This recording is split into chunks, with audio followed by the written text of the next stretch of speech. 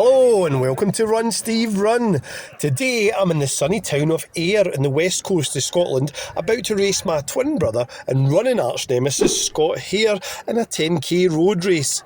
With Scott Hare improving consistently this year, he's looking to go sub 45 tonight, and I haven't gone sub 50 in nearly a year, so it likely won't be much of a race, but I'm going to go out positively and hope he's attacked by a wild cat or angry seagull.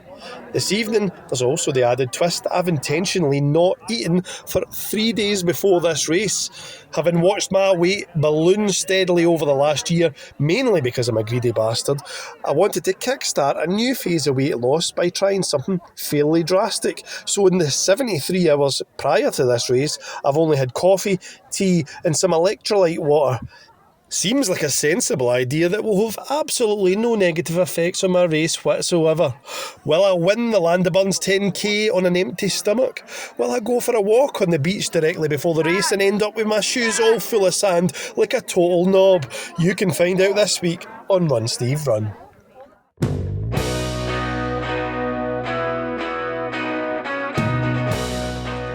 Let me say I was delighted to meet a few folk at the start and end of the race who've watched my channel.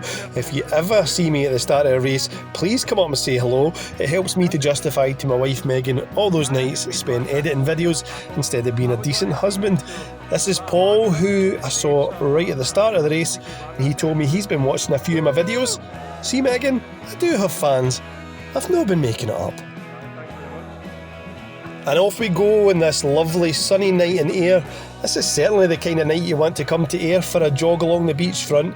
Remember, if you're stuck inside tonight or unable to walk your dog in the Ayr area and you're looking for a friendly, reliable and great value dog walking service, consider Here We Go Dog Walkies, my wife's professional dog walking service covering Ayr and the surrounding areas.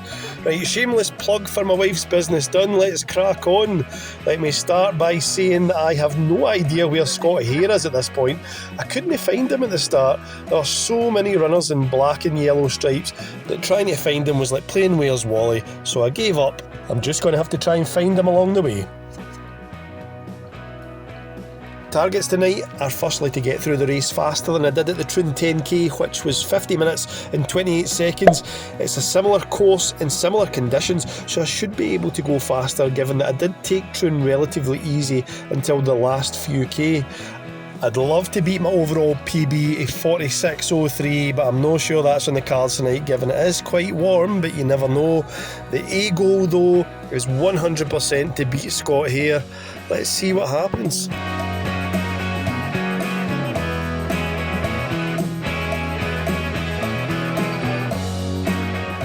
If we look at the map, you'll see the course is 5k out and 5k back, with the first and last kilometres running along the beachfront.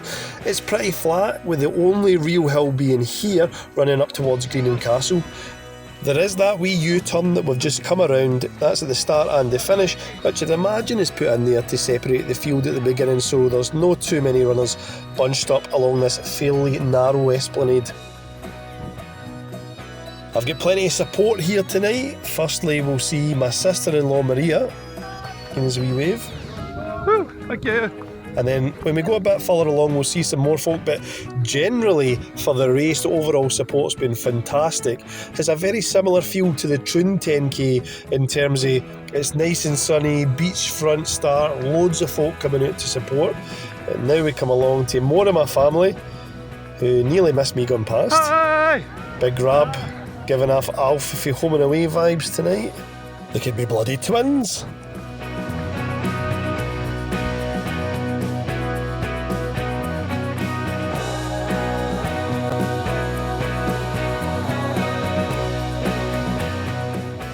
And we reached the 1 kilometre mark and the Millennium Bridge that takes us across into Doonfoot. I was a wee bit worried that I might have no energy whatsoever to run given my complete lack of fuel, but I have to say right now I'm feeling great. And at the 1k mark I completed that in 4 minutes and 49 seconds. Heart rate is showing a good bit higher than I would have expected. Anybody who normally watches my 5ks, for the first couple of kilometres I tried to keep it below 180, 185. Already knocking on the door of the 190s with 9k left to go, which is concerning.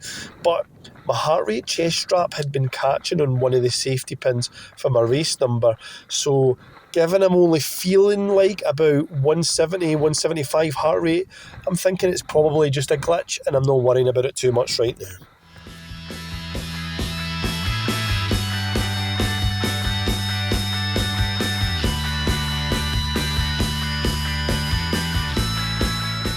Love it when the local community get involved in these kind of races and come out in force with sweets or fruit and the occasional sprinkler system. This young lad has a tub of jelly babies, and in the excitement and the way past, I tried to grab some mid-stride and missed badly. Good thing I did miss, because that would have broken my fast. If I'm going to break my fast, I'm going to do it with something like a steak or a cheeseburger. Don't want to do it with a couple of jelly babies. Nothing against the humble jelly baby, but I have to say, the last few days, cheeseburgers are absolutely what I've been craving.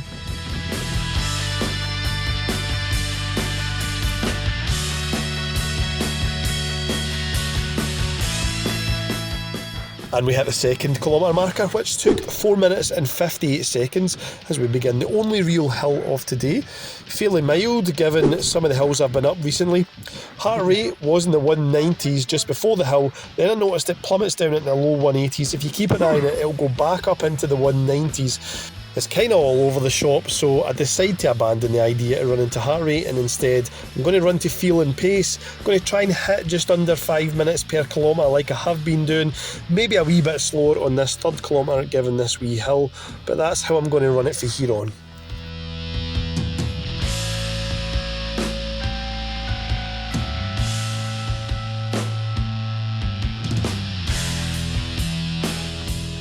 And as per Run Steve Run tradition, the runners come streaming past me on the uphill.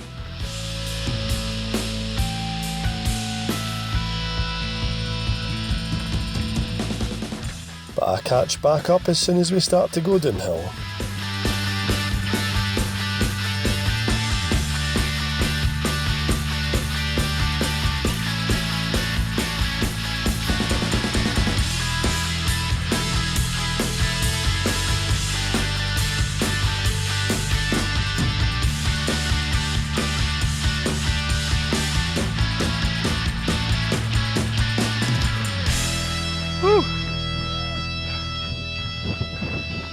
Thank you. And brilliant support continues.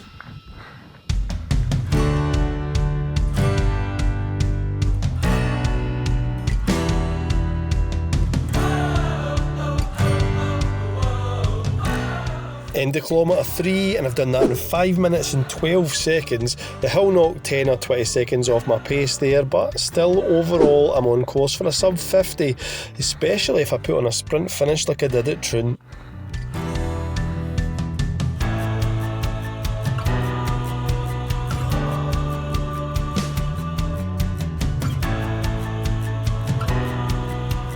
And as this marshal ushers us into this nice wee picnic area in Doonfoot, this is the point that I suddenly started to feel a bit of fatigue kick in. Heart rate in my watch has been in the 190s for a while now, and I've obviously disregarded that, skipping along buzzing for the race. As I hit the tunnel that takes us under the road just up ahead, I remember feeling quite a sharp drop in energy levels and suddenly thought, oh shit, I hope this is just a wee bad patch, because that does happen at times. I hope I've not gone out too quickly. Maybe I should have listened to my heart rate monitor. Maybe it's no glitching. If it's no glitching, I could be in trouble.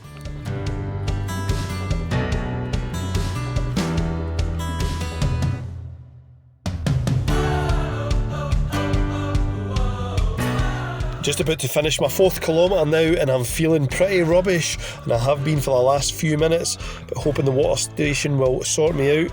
One thing I've made sure is on point for the last 3 days while I fast is my hydration, taking plenty of water with Cis hydration tabs to replenish my salt levels. I get a drink hoping that it'll give me a boost.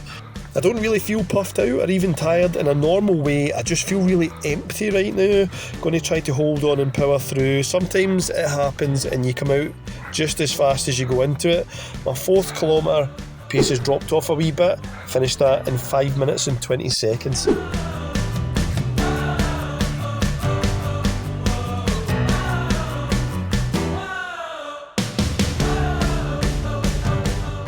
And whilst I'm not sure if it was because of the fasting or because I went out too quick, the result is in no doubt. I'm humped and I'm walking. Heart rate is only around 180 here, but my legs feel completely empty and just totally powerless. Soon after this, I'm going to start running again, only because I think I see Scott and I'm too embarrassed to get past him walking. It turns out not to be him, but the turnaround is just up ahead, so he's going to be coming back past me soon. When I start running, I promise myself I'm going to at least keep running until he goes past me and try to save some sort of face.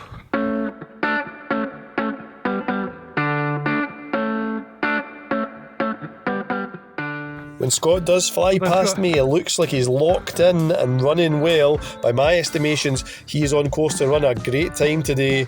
No words exchanged between us because he is super focused and because I'm bust and I'm walking again.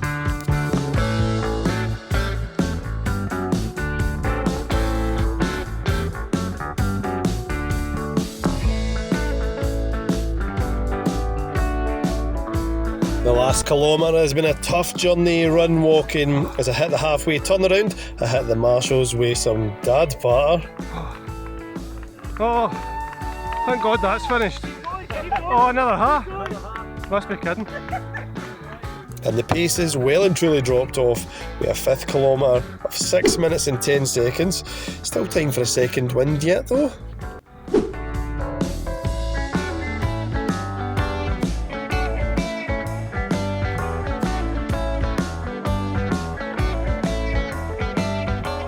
Run walking continues into the second half of the race. Time for a wee camera battery change. I'm happy for the rest. Somebody tries to offer me some encouragement. Oh man, none left. But I am very much on the struggle bus right now.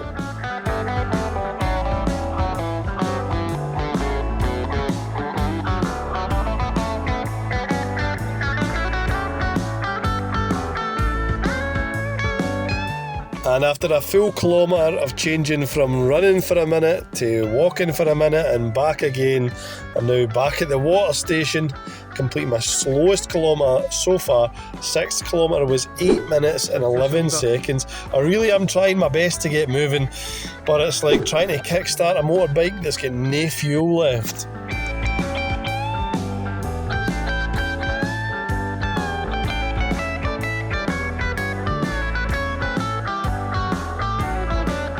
Before I started the race tonight, my wife had told me she was a bit worried about me running a 10k, having no eating in 3 days. So given I'm going to be running way behind schedule, I gear a wee phone just to let her know I'm going to be a bit later back, and I'm struggling but I'm generally fine. The bottom line is I'm pumped. On yourself, Paul. And just then Paul goes past me, that fella I met at the start who said he liked my videos. And I can see him running into the distance. I feel like I couldn't let him meet his YouTube hero and be left disappointed, so I start to make chase.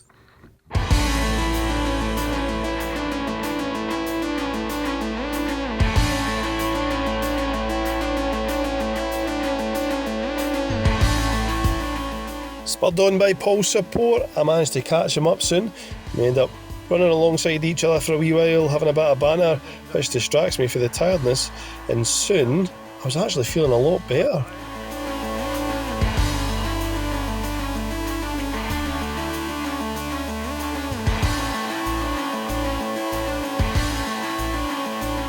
Not only have I managed to run with Paul, but I'm now running ahead. There's some power back in my legs and I'm actually starting to gather a wee bit of speed again. Let's hope this can continue for a while. I end my 7th kilometre in 6 minutes and 19 seconds, which is by no means fast, but it's certainly a lot faster than the kilometre before it.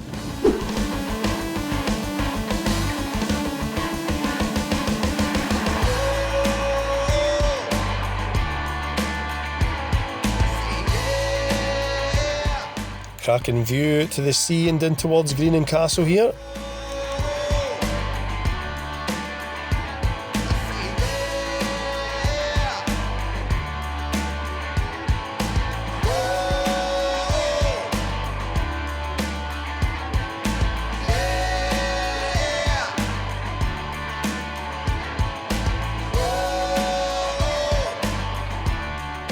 And definitely appears that I found my stride again, finishing the 8th kilometre in 5 minutes and 32 seconds, making some overtakes as well.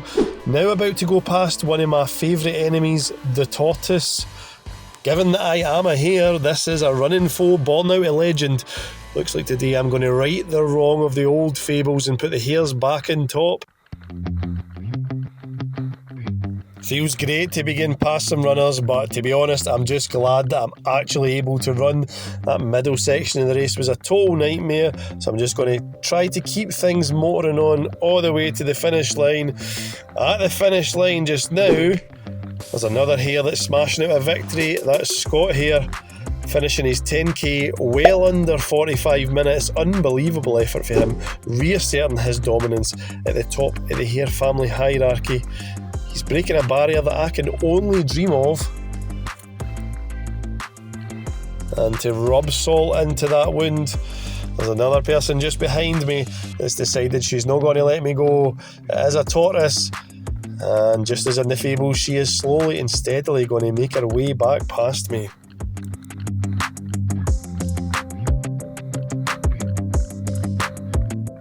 And in keeping with the classic fable, what does the hare do? He takes a wee rest. So that's what I'm going to do. It was right about this point that I realised that as soon as I was finished, my water fast was getting fucked off and I was going for a big cheeseburger. And then just along the road, some local supporters show me some encouragement and I've got no option but to start running. Thank you. Barely manage a whispered reply. The gas tank is well and truly empty at this point.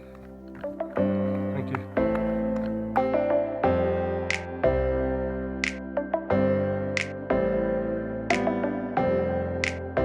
I make it past the two marshals and far enough away from the house of supporters that I can't be harangued with encouragement, and I'm walking yet again.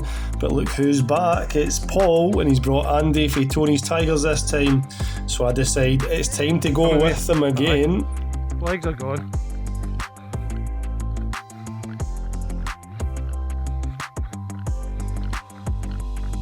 I was in 190 heart rates for the first kilometre. I didn't actually believe it.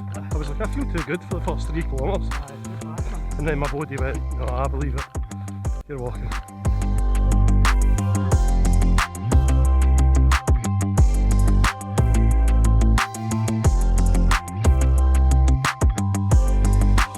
Once again, Paul's support has gifted me a second wind. I'm actually pulling away for him and Andy here, getting a bit of speed going again, hopefully for the final time. Thank you. And as I approach the Millennium Bridge, which marks the beginning of the final kilometre, I've completed the 9th kilometre in 6 minutes 12 seconds. It's not about time though at this point, it's about getting to the finish so I don't have to run anymore.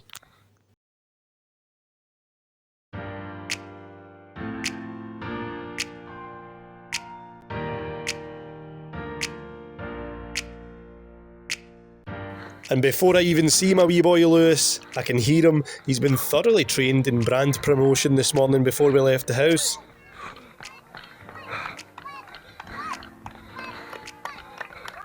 Did I beat you? I offer a baseless quip to Scott on the way past. It's all I've got in the face of such a defeat. One day I'll get to stand and watch him finish, but that day is not today.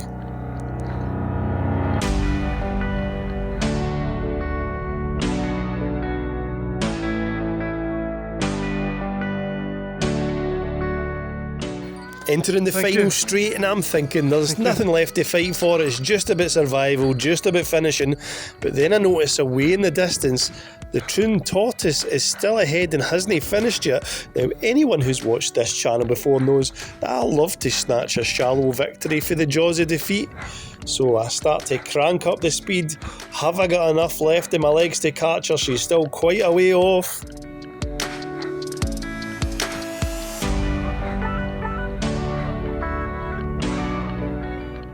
This runner could very well just be out for a fun run, but that doesn't matter to me. God knows I need a win right now, so getting the heart rate right up into the 190s again for the first time since I blew up. And I'm going to push the finish line is approaching. Am I going to get there? Time to push with everything I've got, which is next to hee-haw.